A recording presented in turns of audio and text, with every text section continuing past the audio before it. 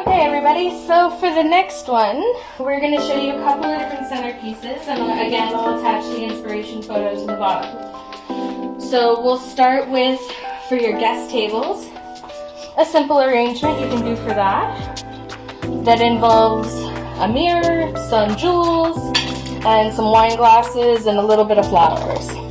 Very easy to recreate. So you can start in with a square or a round, whatever size you want. We also have octagons. And then you need 3 different sizes of wine glasses and flowers and jewels, and then some lights. So to get started, we'll do the big flowers. Now these are just plastic flowers, easy to get. You get a vine of them, you get a whole bunch at once. Dollar store, again, pretty cheap. We have lots here too. And you just put them in kind of at an angle, and then you've got the light going through it. And you put them in upside down so that when you lay it down, it shows off.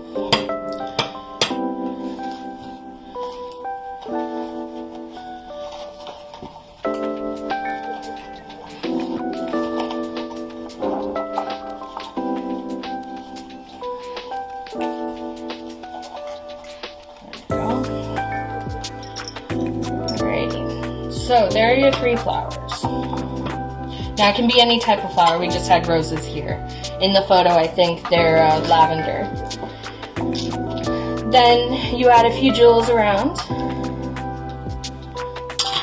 just to again pull that color out, and you can spread it out on the table as well, and that way it pulls that color around and makes it bigger.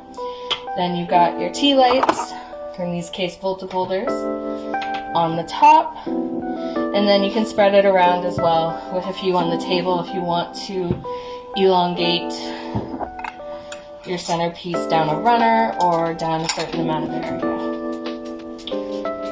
Okay, very simple, easy to do. You can even add wire lights inside with the flowers, and that offers another look as well. We'll show you that one with the main centerpiece one. So I'm going to put this one off to the side for a minute.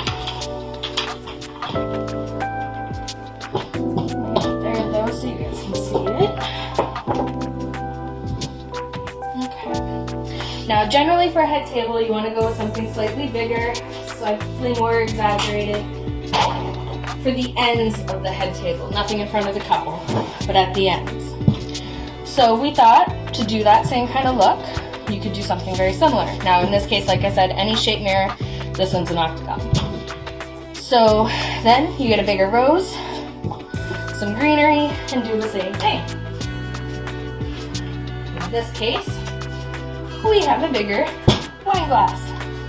So that can show you the same type of look. Now you can do it with any size, but this one we have. It's normally a candy jar, but I like it for this too.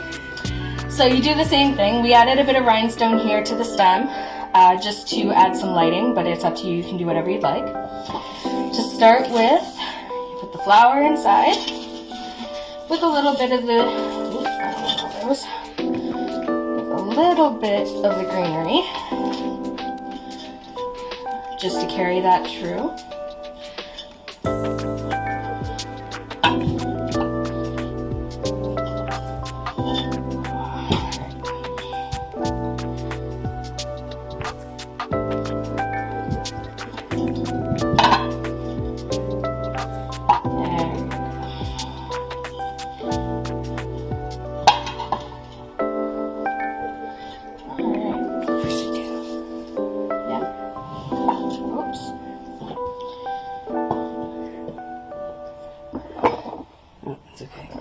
Like there? Okay.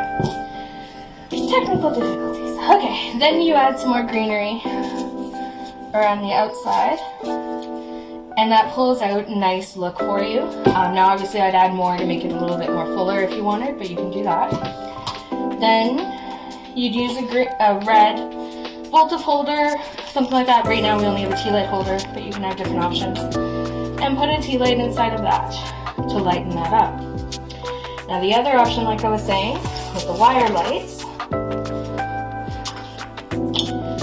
is if you didn't want to do a tea light on the top,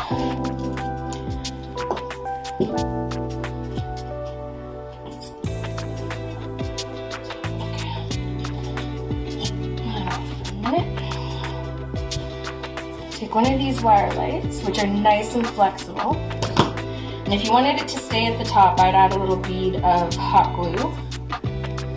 Hot glue is great inside of glass because it'll pop right off, unlike super glue or something like that.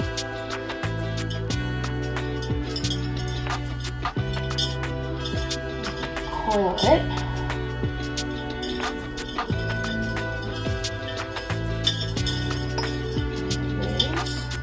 Now this one's only 6 meters long. There are longer ones or shorter ones, depending on how much light you want inside your vase. And then just go ahead.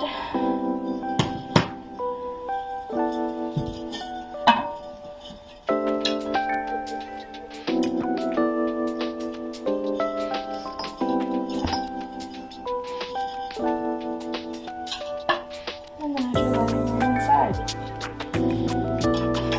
And you can hide your battery pack underneath the flower as well, so it kind of hides everything for you. Just